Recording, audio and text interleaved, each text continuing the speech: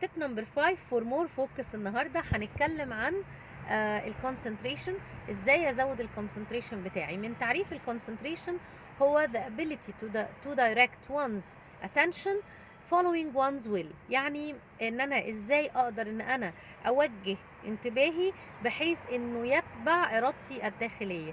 بمعنى اصح ازاي اكنترول الاتنشن بتاعي، وازاي ان الاتنين يبقوا متوازيين مع بعض.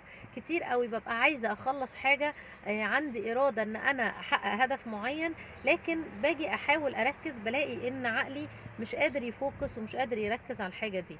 فقدرتي على اني اخلي الاتنين او اخلي انتباهي يتبع ارادتي عشان احقق الهدف اللي انا عايزاه، هو ده اللي بيسمى الكونسنتريشن.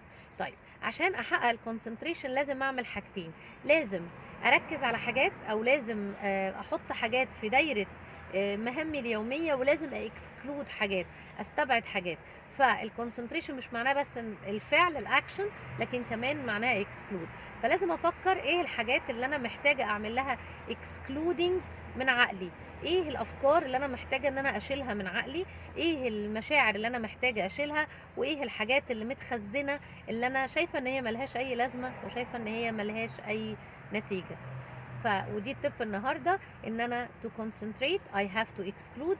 وبمفهوم الكونسنتريشن ابقى دايما مركزه على هدفي وارادتي، واحاول ان انا دايما اشتغل على ان انتباهي يكون متوازي مع ويتبع ارادتي الداخليه. وقابلكم في تip جديد.